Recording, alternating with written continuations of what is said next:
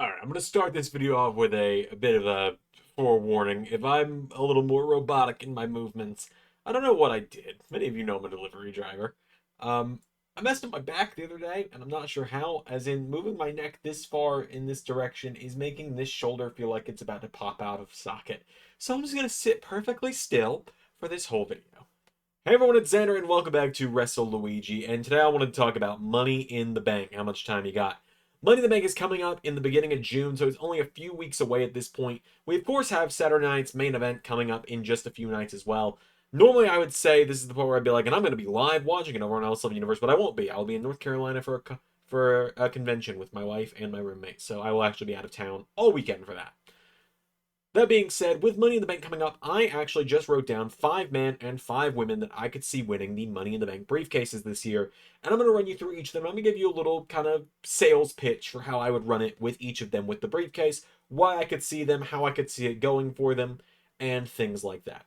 So I'm going to go 1 woman, then 1 man, 1 woman, 1 man, back and forth, starting with some kind of out there picks, and then ending with my most logical picks, my actual predictions for Money in the Bank this year. So starting over on the women's side of things, I'm starting with Julia. So Julia's on this list because she's kind of called up, she's kind of not. It's kind of an interesting situation with her and Roxanne Perez right now. After Raw went off the air last night, they had some backstage promo where Julia said there was no we between them anymore and stormed off after their tag team loss. So I could see that if there is a draft coming, I assume there is, Julia's going to get called up, and I could easily see her going the route of previous Money in the Bank holders. The women's briefcase has a 100% success rate right now, and I don't think that with Julia you would have the first failed cash in. It's going to have to happen eventually on the women's side, but I don't think Julia is the person to do that with. There's other people on this list that I could see it being that with.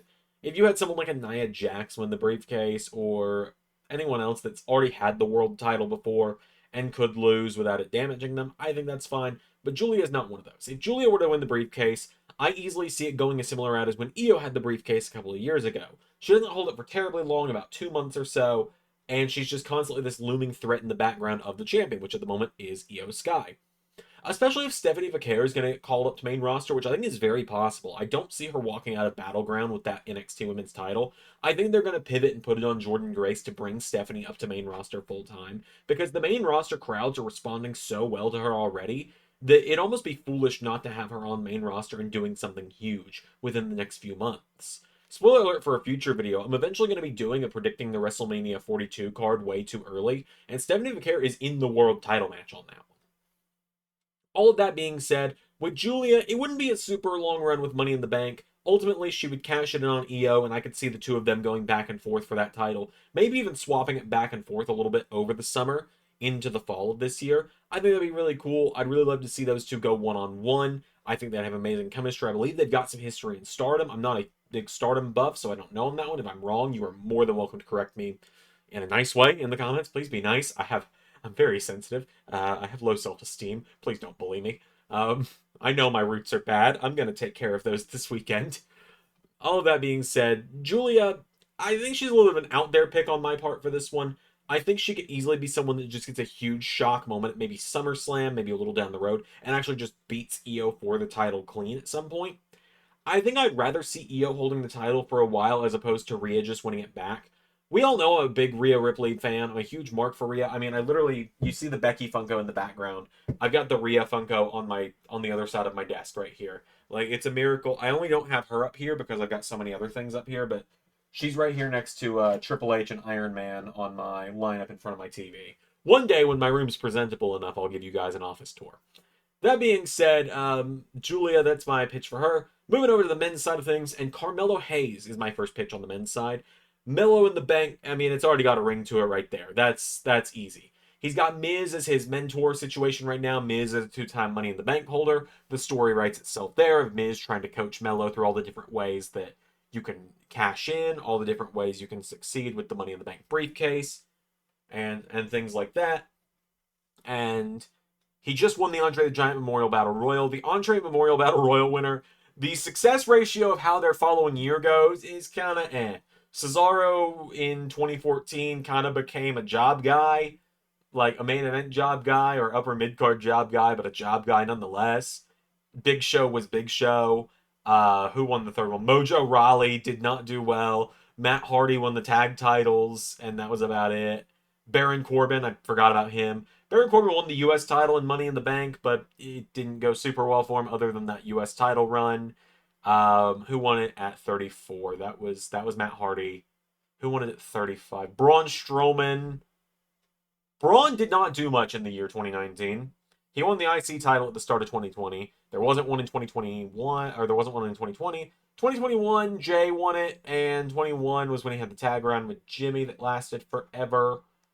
2022, it was won by Riddick Moss, who I don't even think made it to the end of the year still in the company. Or, no, he made it about another year in the company before he was released, but didn't do much. And then last year, 2024, it was won by Bronson Reed, who was having a good year before his injury. Long story short, what I'm saying is the Andre the Giant Memorial Battle Royal winner should have a good year. It should be something that can launch someone into the upper mid card level, the main event level, even for the right people. And I think Carmelo Hayes can be a main event level guy. I think you got a full year with that briefcase, and that's something a lot of people forget. A lot of people expect that instant gratification with the briefcase of an immediate cash in within a month or two, and they're like, oh, they're not going to be ready to cash in the next couple months. Well, that's the point. That's the point. It gives you a year to establish them as a main event guy. That's the thing that always bothers me with people with the Money in the Bank briefcase is they expect an immediate cash and they're like, oh, well, they just won the briefcase. They're not ready to be a world champion. No, that's the point. They're not supposed to be ready to be a world champion yet. But I think Jack Swaggers of the world have left a bad taste in people's mouth on the not ready to be world champion yet with the briefcase. Or sometimes should have never been a world champion. Hi, Jack Swagger. All that being said, I feel like you've got Miz in the corner of Mello. You can easily build the story there of Miz being a former Money in the Bank holder, trying to coach Mello on how to cash in. Mello ultimately does it his own way. And I do think that, maybe you have Alistair in the briefcase in the ladder match as well. Alistair's not on this list. I'll go ahead and tell you all that. Alistair Black's not on this list. Although someone that's not on this list that could be a good Money in the Bank holder is Rusev. But that's neither. If I had a sixth person for the men, it'd be Rusev. I think you could use the year to build up Mello. Maybe even have him follow Miz's path with the first Money in the Bank run. Have Mello win the U.S. title while he's still got the briefcase. If you really want to replicate like Miz's career trajectory with it. And then you can have him drop that eventually, maybe to a debuting Trick in a similar light to the Miz and Daniel Bryan situation. And then ultimately, at the end of the year, you can have Mello either go over to Raw and cash it in on whoever the world champion is at the end of the year. I'm going to make a video at this point about who the next champions for each title should be. Or if you really want to hold off, you can have Mello break the record of the longest Money in the Bank holding, and you have him cash in after WrestleMania this year on, if you remember, I pitched Sami Zayn to main event WrestleMania 42 next year for the WWE title against Drew McIntyre and Cody Rhodes. You have Mello break Sami Zayn's heart and all of his fans' hearts by cashing in. Mello also feels like the right guy you could do this story that I feel like they really need to do of bringing it down to the wire. What do I mean by that? Is they always emphasize you've got 365 days to cash in Money in the Bank before you lose the contract. Have him hold it until like day 350. You have the timer ticking down because you've got dominant world champions. You've got Gunther's at the top. You've got Seth with Braun Breaker at his side. You've got Braun Breaker with the world title after WrestleMania 42. You've got CM Punk at the top. You've got maybe Roman Reigns back at the top. And Melo's just like, how the hell am I going to cash this in? Until finally it comes down to the wire. And maybe the night of the contract expiring Money in the Bank 2026, he cashes in at the start of the night before he has to defend the briefcase in the ladder match. Up next on the women's side of things is my heart pick. This is who my heart wants to see. I think the ship may have sailed, but it's Chelsea Green. Last year felt like the right year to do it. If it wasn't last year, I don't know if it ever will be. But she's doing great work with the Secret Service right now. I think, and my big pitch is that you should bring back Matt Cardona at this point. I still don't know why he's not back in WWE yet. That's out of my pay grade. I've applied to be a writer for WWE. Still haven't heard anything back yet. In fact, I think I've got a cease and desist coming in the mail for Universe Mode stuff. All that being said, I feel like there's potential to bring Matt Cardona back and make him the first gentleman to Chelsea Green, president of the women's division. I think there's something there. I think there's some comedy there of him being her sidekick and vice versa. You could have them both trying to win the briefcases on the same night. She succeeds, he doesn't. In return, she helps him win the US title or something, so he gets a real title run with it, or the IC title if those titles swap brands or something. You have him calling himself one half of Miss Money in the Bank. And then you can do a similar story like you did with Mello of the how the hell do I cash in? You got Rhea, Io, and Julia and Roxanne all on one side. And then over on SmackDown, you got Jade, you got Nia, you got Tiffany, you've got all these big names fighting over the women's title. And Chelsea's just like, how the hell do I cash in? And then the funniest moment, you have Chelsea successfully cash in on Rhea Ripley. The least expected person for her to successfully cash in on. You do it. You have Rhea go through like a war at the Rumble, at Elimination Chamber, at WWE Crown Jewel Australia, which those are, that feels like a mad lib of things, by the way. Crown Jewel Australia. That just sounds weird. I know it's Crown Jewel Perth, but that just sounds weird in my head. You have Rhea go through a war with someone like Io, like Bianca. You hold off on Bianca until Mania. Like Jade, like Nia. Someone that can give her a run for her money. And then you have Chelsea successfully cash in on her. And once again, if Cardona's back, he calls himself one half of the WWE Women's World Champion. And hear me out. He starts carrying around the little toy belts that you can buy at like Walmart and stuff. Do I have one around here somewhere? Let me check. Like, oh, like that one. Right up there next to Brittany. Like those. You have him carrying around one of those for the women's world title, calling himself one half of the women's world champion. I feel like there's great heat to get there with that in the right way. The people really love Chelsea Green. They want to see her succeed. I want to see her succeed. And I feel like if you're going to keep doing custom briefcases because they're just money printing machines, I can see a briefcase with her like presidential seal on it. I mean, come on. Unless you're just afraid of money, Triple H, you coward. Unless you just don't want WWE to be on fire right now with profits, and we're making record profits because we're charging people so much money all the time. And they're cheering for it. Unless you don't want that. Unless you don't want money. I mean, look, I'm available. My schedule's free. I'm happy to join the booking team. That's all I'm saying. All right, back over on the men's side. Karrion Kross. I know. This one's definitely a me pick. But the love he's getting online is absolutely incredible. I'm a huge fan of this guy. I've been a huge fan of this guy for 5 years. I didn't know him on the Indies as Killer Kross. I will be the first to throw my hands up and say I did not know him before, who he was before it was cool. I didn't know him until his first appearance in NXT in 2020. But I've been a fan of him ever since. I've been a huge fan of him. I'm a fan of just the guy behind the character. I know he's got this book coming out. I might buy it. We'll see. I'm not a huge reader. I don't read much, but I might make the exception for Karrion Kross.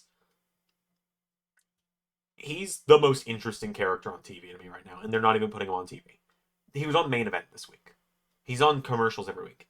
He's the top merch seller right now for WWE. Him and Joe Hendry, which, you know, having Joe Hendry as the top merch seller is, oh, for God's sake. Name and he appears. I believe in Joe Hendry. Anyways, he's a top merch seller alongside Joe Hendry, and they got to start listening to that. Triple H keeps saying, you know, he keeps saying, like, shit, hang on, come on. I mean, who am I going to be listening to? A handful of people on the internet or the arena full of 20,000 people cheering every week? I mean, come on. And all of that, right? Like, he says all that. And yet Kross gets these huge reactions every week. He's beloved by everyone, and he's on Main Event. Hypocrisy. I know, I'm criticizing Triple H. Who'd have thought? Crazy that I'm criticizing my favorite of all time. I'll make a video on that at some point. Anyways, I think Kross, if someone's going to cash in on Cena as like the reality check of John's ego, it's got to be Kross. Kross is the perfect guy to do it. I think this is the year to pull the trigger on. I absolutely think this is the year to pull the trigger on Karrion Kross. He's penciled in my Booking Mania 42 video way too early. He's in the mid card title scene there, just I'm trying to be realistic with it.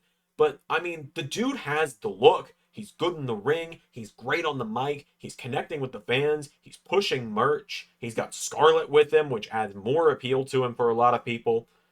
I mean, he's got all the upside in the world. Why he's not been a champion on main roster yet is fucking baffling. So I'm hopeful that he will start getting all the good stuff. Maybe he takes the IC title off Dom, if anything. That would be kind of cool. I could appreciate that. I'd be down with that. But that's my pitch, though, for Cross, is with him with the briefcase, he could cash it in immediately. He's one of those guys that can hold it till SummerSlam. Like, I don't have this big mental mindscape for it like I do with my top picks for each side. But with Cross, he could win the briefcase, and he could have it cashed in within 6 months, just like that, and we're good to go. Over on the women's side again, Roxanne Perez. Now, this is one that I would really like. On the women's side, all 5 of the ones I've listed, one of them's a lot more out there than the others, who I'll get to in my next visit to the women's division, because I'm saving my 2 main picks for last. But with Roxanne Perez, again, there's a lot of upside. She's younger than me. I'm fairly young, all things considered. I may not look it. I'm only 24. I'll be 25 in July. Donation link down below if you want to send me a birthday present. I'm kidding. I'm kidding. But I'm only 24. I'll be 25 in a couple months. Like, Roxanne Perez is younger than me. Her body's in a lot better shape than I am. Obviously. She takes better care of herself than I do. Obviously. She's got so much career upside. She's already done so much before she could even legally drink in WWE. She's 2-time NXT Women's Champion, former NXT Women's Tag Champion. She's done all there is to do in NXT. She's got to be on main roster at this point. She keeps talking to Finn in the background of Raw, and I think that's going somewhere. I think we're going to get some kind of Balor Club thing finally later this year. Another Judgment Day split into the Judgment Day, Finn's new Judgment Day with blackjack and hookers. If you don't understand that reference, you're too young. All that being said, Roxanne Perez winning the briefcase, that's an immediate way to make an impact on main roster. There's all these great people I want to see her facing off with on Raw anyway, and I think she'd be a great heel Money in the Bank holder.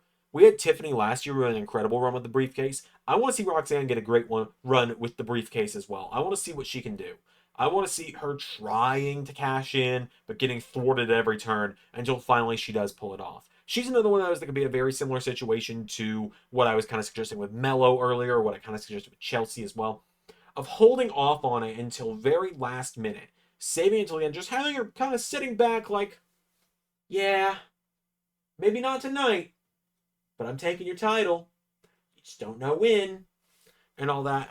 You can hold off on it for as long as you need to, but eventually she will have to cash in, and I think she should be successful, obviously. I mean, the kid's got a lot of upside. She's young, she's talented, she's got the look, she pushes merch, and she's incredible in the ring, which is most important in a lot of cases, is that she can work a match and she can work a crowd really well. She can get heel heat and babyface pop. She's incredible as a heel. I was not expecting that when they turned her last year.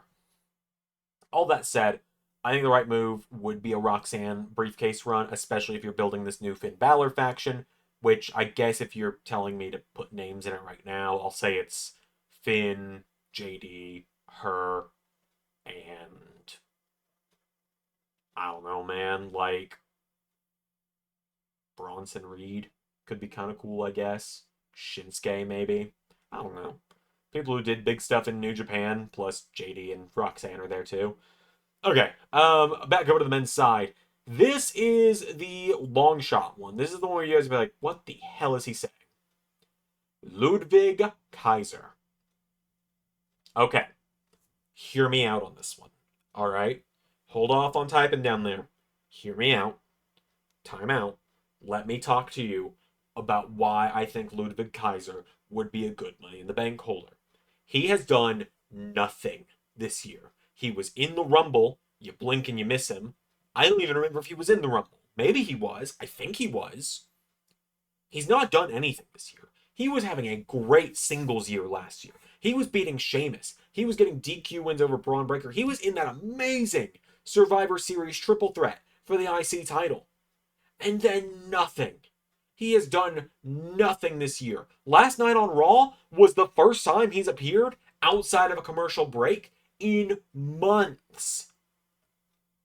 When I went to Raw back in January, he was losing to R-Truth on main event tapings. You go all gas on him, to borrow Jacob Fatu's catchphrase, you go all gas, no breaks with Ludwig. You start letting him go back out there and make these incredible matches, have these killer moments, these huge matches. Imagine the night he wins his qualifier and Gunther looks at him and says that Money in the Bank is a coward's way to a world title. You better destroy that briefcase if you win it. Even though they're not really connected anymore, they have similar music. But then, Seth Rollins gets in his ear and says, he just doesn't want you to be as successful as him. Or Karrion Kross gets his ear. One of those devils on the shoulder on Raw, if you will. Just gets in the ear and says, I just think he doesn't want you to be as successful as him. And then Ludwig wins the briefcase. And we now know it's going to be Jay and Gunther for the World Heavyweight title the night after Money in the Bank on Raw.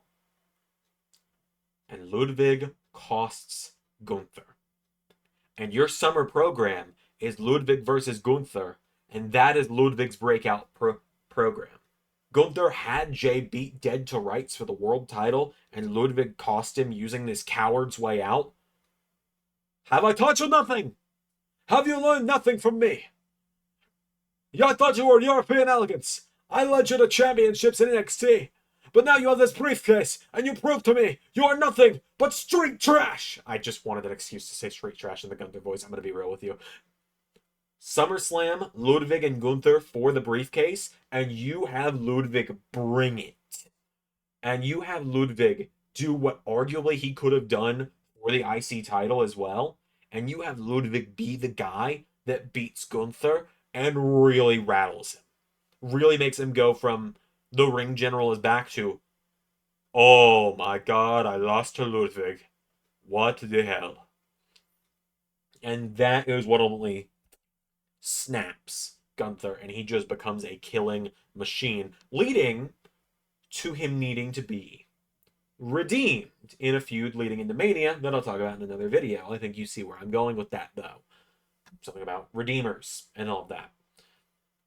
So that's my pitch for Ludwig Kaiser. When does he cash in? Again, another situation like Mello. You're going to see a lot of these. I'm making the pitch of hold off a while and hold off until after Mania 42 and use that time to build these people up, right? That's my big pitch right now, is you hold off until after Mania 42 for whoever wins these briefcases, for at least one of the briefcases, and then that can be this person's time. Imagine Ludwig cashing in on Gunther.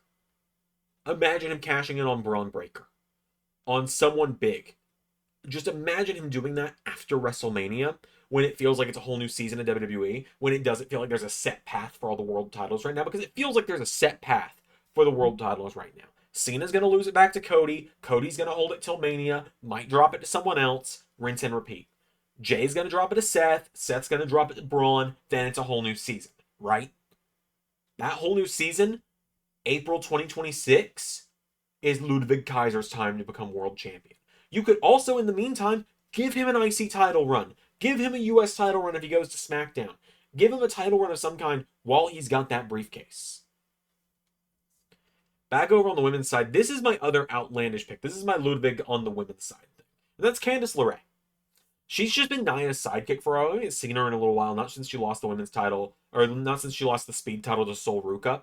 And it's got me a little concerned for her. I hope she's just taking time off to go be with her kid, or go just be a mom and stuff. I hope that's just all it is, or that maybe it's just like a minor injury and she'll be back soon. She's just healing up some nagging stuff.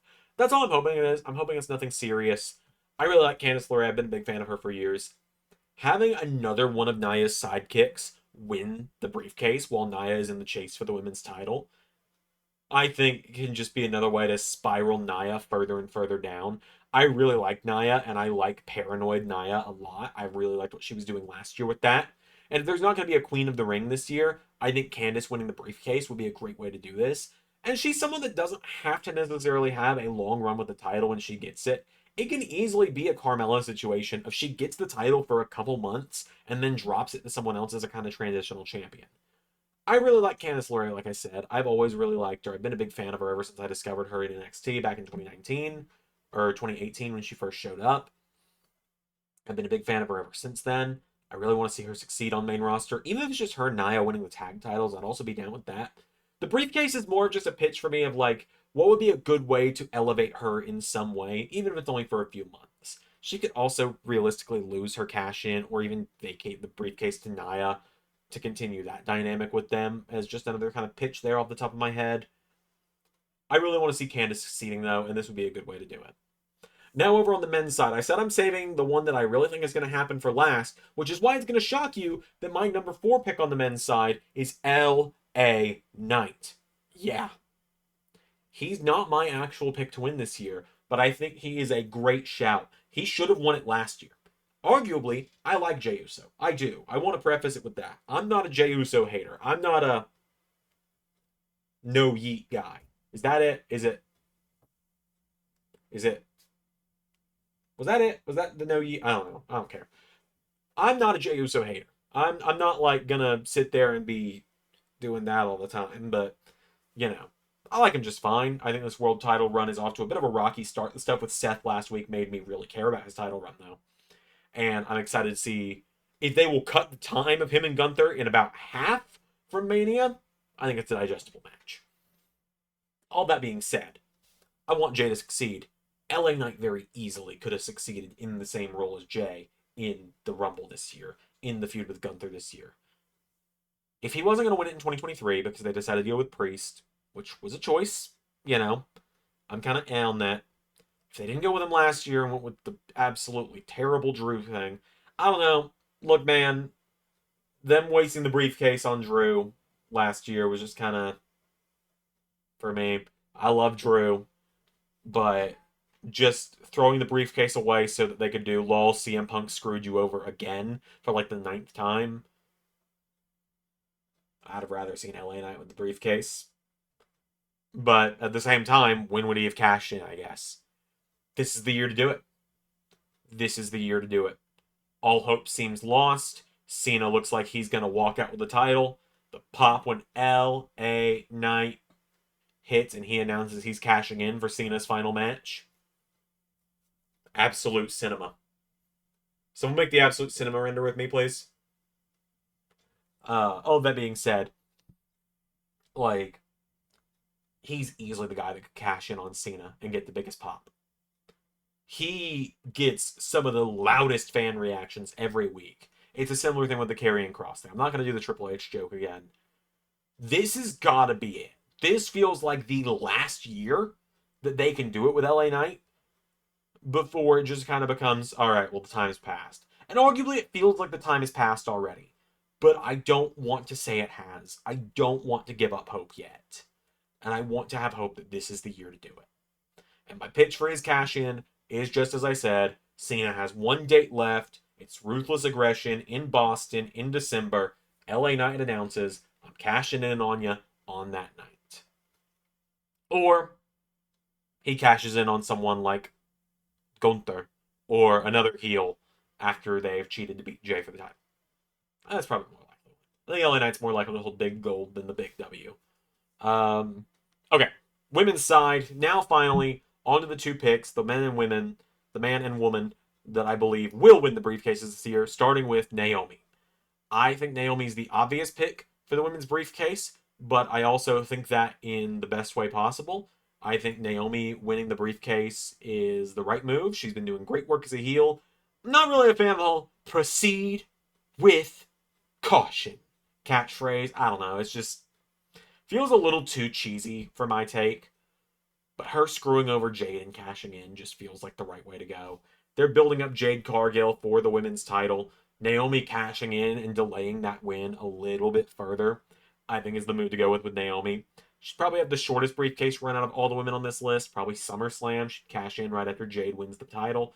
Or maybe off Tiffany, maybe off someone else. I don't know. And then you could have Naomi and Jade feud. You could do Naomi, Jade, Bianca 3-way dance, which I think would be really fun. Have that be where Bianca wins the belt. Rhea Bianca then feud heading into WrestleMania and all that. And Naomi, in the meantime, I unfortunately don't think she's the kind of person that's going to carry the title into WrestleMania. I think she's more than capable of it. I freaking love Naomi. I always have. I've always seen a lot in her. But I don't think she's the kind of person that they will have holding the title into WrestleMania. So I'm thinking of who could have a fun 3-4 month burst with the title, and she immediately comes to mind there. And finally, ironic after what I just said, the man I think that is going to win the Money in the Bank briefcase is Drew McIntyre. I think the story they're telling, and I've talked about this a lot. This isn't much of a shock to people who have seen my last several videos on this channel. And that is that I'm saying Drew McIntyre winning the briefcase is how you continue this story. He's righting his past wrongs of the last year. The last year, he was his own biggest enemy. He cost himself to Damian Priest because of the Money in the Bank briefcase, because of CM Punk. Now he's beat Damian Priest twice. Or he's beat him once. He's going to beat him a second time. They'll move on. He wins Money in the Bank, maybe by taking Priest out of the ladder match and taking the briefcase. He goes on. He cashes it in on Cody Rhodes right after Cody's taken the title off Cena, so Cody has to chase it because Cody's far more interesting chasing the title. He wasn't boring as champion, he was just less interesting, is the best way to put it for me at least. You have the Cody and Drew feud finally going down. In the meantime, Drew can beat CM Punk to retain the title as well. Because if he's going to right all the past wrongs, he finally beats CM Punk clean to keep the title. Maybe that won't be at the Rumble because the Rumble's in Saudi and Punk's not going to do a Saudi show. But maybe a Survivor Series where CM Punk first came back and started Drew's downward spiral. And then you have Drew main event WrestleMania in front of fans with the WWE title, where finally Sami Zayn finally wins one of his matches against Drew, because he is 0-12 against Drew right now, I believe is what it was. It was either 0-10 or 0-11 when I was at Raw, and then Drew won again. So ultimately, that's how you have Drew McIntyre redeem himself. He screwed up with the briefcase last year. He's not going to let it happen again this year. And there you go. There are my 5 picks for 5 men and 5 women that I think should win the Money in the Bank briefcase this year. Who do you think should win Money in the Bank? Tell me down below. I'm really interested to hear it. And I'll look forward to seeing you guys soon. I'm trying to make it less and less time between these uploads. What else do you want me to talk about? What else do you want to hear? Rebooking old stuff doesn't exactly do as well as I thought it would. And I've been having a harder time with that lately. I'm eventually going to talk about my fantasy booking for the WrestleMania 42 card a year in advance. I'm going to talk about that kind of stuff. What else do you want to hear me talk about? Until then, I'll see you guys next time.